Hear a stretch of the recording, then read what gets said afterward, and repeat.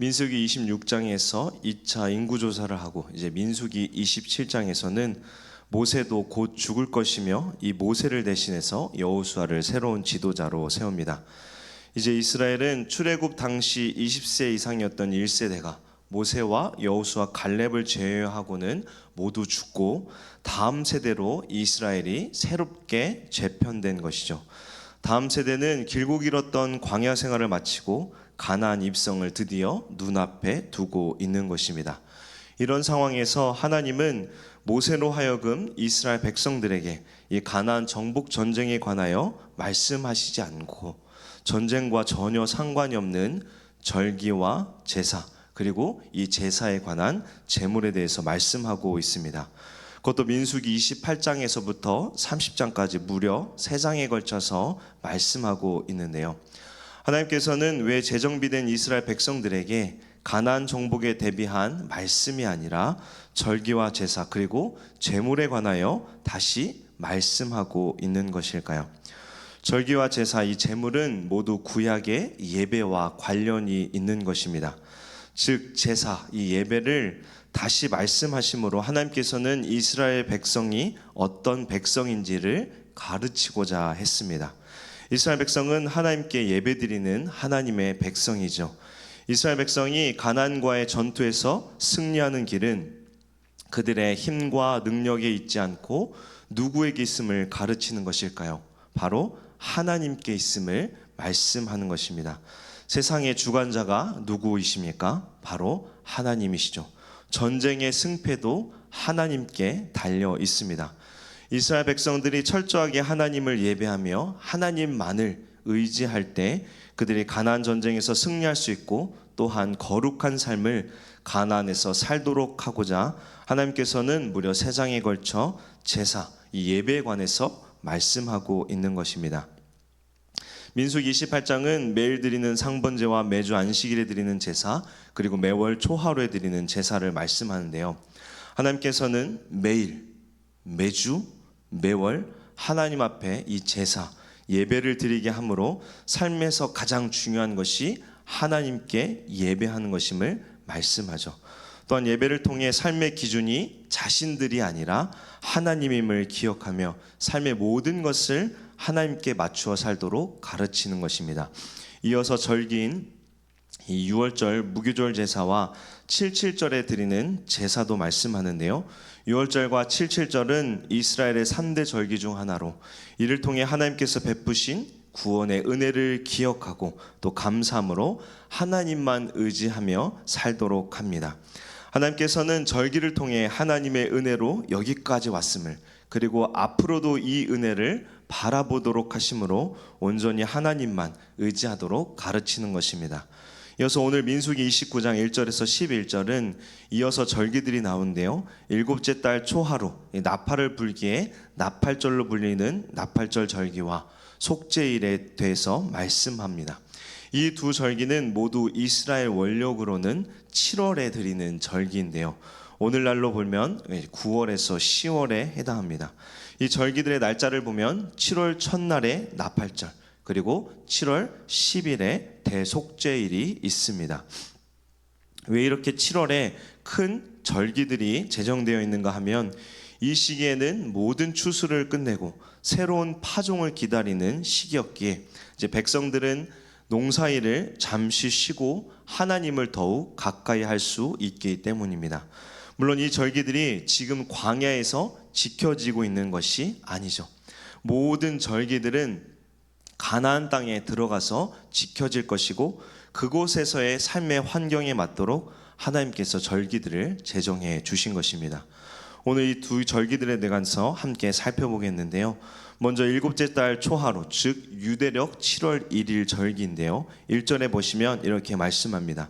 7째 달에 이르러는 그달 초하루에 성회로 모이고 아무 노동도 하지 말라. 이는 너희가 나팔을 불 날이니라. 7째 달 초하루, 즉 7월 1일에 나팔을 불도록 하는데요. 그래서 다른 표현으로는 나팔절이라고 부릅니다. 하나님께서 7째 달 초하루인 나팔절을 지키도록 하신 것은 한 해의 상반기를 보내고 이제 하반기를 알리며 하나님의 은혜를 감사하기 위해 이 절기도를 지키도록 명령하신 것입니다.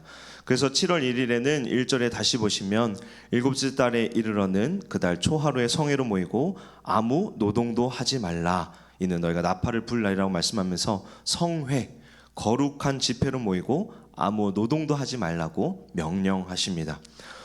노동을 금하신 이유는 육신의 삶을 위해서 했던 육체 노동을 내려놓고 생계의 모든 것을 책임져 주시는 이 하나님께 마음을 돌이키며 하나님만 의지하고 하나님의 은혜를 누리도록 하기 위해서였습니다. 다시 말하면 내가 하고 내가 이루는 것, 이것이 아니라 모든 것이 하나님의 주권에 있음을 믿고 감사하며 하나님께 예배하도록 하기 위함인 것입니다.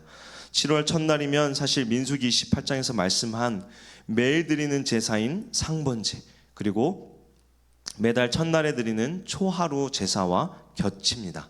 즉 제사들이 중복이 되는데요. 그래서 하나님께서는 6절에 보시면 이렇게 말씀합니다. 그달의 번제와 소제와 상번제와 그 소제와 그 전제 외에 그 규례를 따라 향기로운 냄새로 화제를 여호와께 드릴 것이니라. 매일 드리는 제사도 드리고 매월 초하루 제사도 드리고 여기에 나팔절 제사도 규례대로 반드시 드리라고 명령하는 것입니다. 여러 가지 제사를 한꺼번에 한 번에 드리는 것이 아니라 각 제사들을 모두 각각의 규례대로 드리라고 말씀하고 있는 것입니다. 예배가 계속 반복해서 드려지면 어떻습니까? 예배의 본질을 잊은 채 형식적인 제사, 형식적인 예배를 드리기 쉽습니다. 그러나 하나님께서는 모든 제사를 하나님께서 기뻐하시는 그 규례대로 바른 예배로 올리라고 명령하고 있는 것입니다. 예배는, 제사는 우리 인간을 위한 것이 아니라 하나님을 위한 것입니다. 결코 우리의 만족과 기쁨, 우리의 편리를 위하여 예배가, 제사가 있는 것이 아니죠. 그렇게 우리는 드려지는 이 모든 예배마다 마음과 정성을 다함으로 하나님께서 기뻐하시는 예배를 드려야 합니다. 그럴 때 하나님께서는 우리 예배를 기뻐 받으시며 또한 예배를 드리는 우리에게 풍성한 은혜를 베풀어 주실 것입니다. 언제나 하나님께서 기뻐하시는 합당한 예배, 온전한 예배를 드리며 은혜를 풍성히 누리는 우리 모두 되기를 주님의 이름으로 축복합니다. 5절에 보면 또 너희를 속죄하기 위하여 숫 염소 한 마리로 속죄제를 드리니라고, 이 나팔절에도 하나님께서는 속죄제를 드리도록 명령하셨는데요.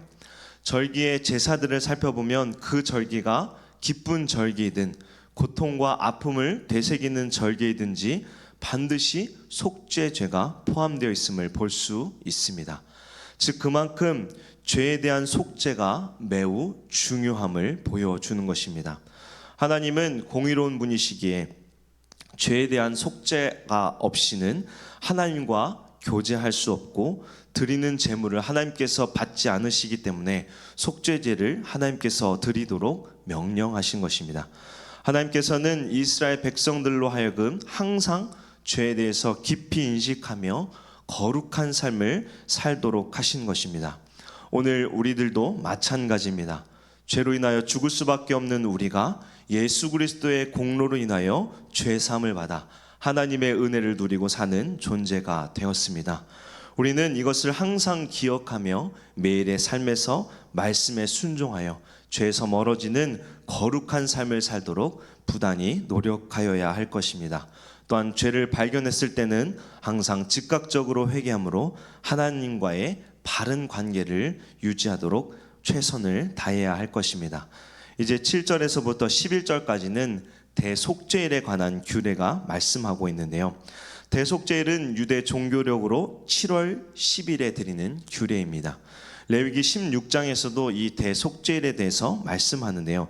7절에 보시면 일곱째 달 열흘 날에는 너희가 성회로 모일 것이요 너의 심령을 괴롭게 하며 아무 일도 하지 말 것이니라 라고 말씀합니다.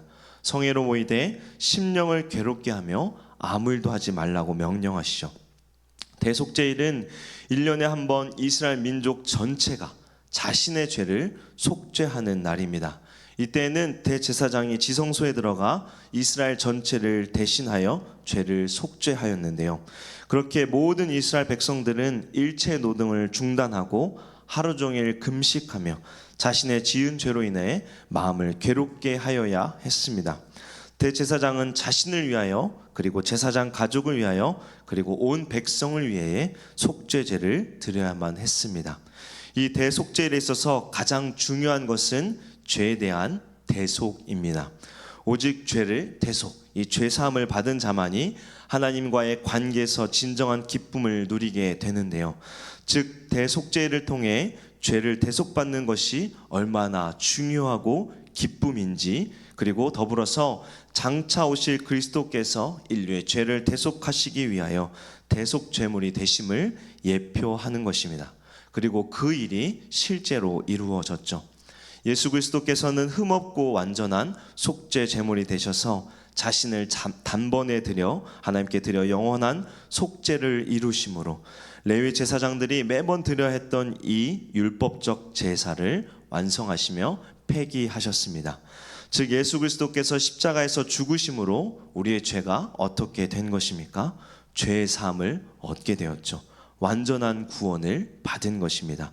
우리가 스스로 이룬 것이 아닌 그리스도의 보혈의 능력에 힘입어 이룬 구원인 것입니다. 그렇게 우리는 이 은혜를 날마다 기억하며 말씀에 절대적으로 순종함으로 거룩한 그리스도인의 삶을 살아가는 성숙한 그리스도인이 되어야 할 것입니다. 말씀을 정리합니다.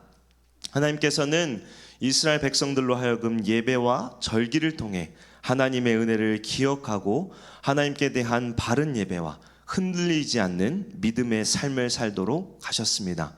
오늘 우리에게도 하나님께서는 우리로 하나님 앞에 바른 예배를 드리며 하나님께 감사와 영광과 찬양을 돌리도록 하십니다.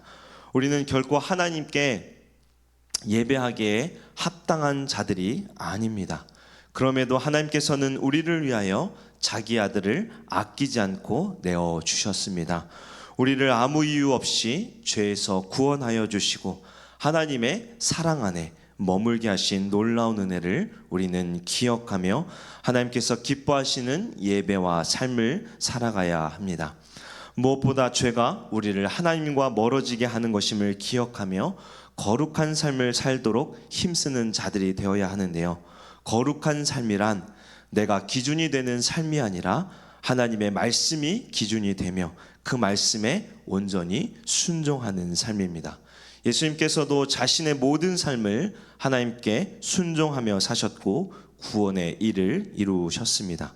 주님이 이루신 구원으로 말미암아 우리 역시도 하나님의 말씀에 온전히 순종할 수 있습니다.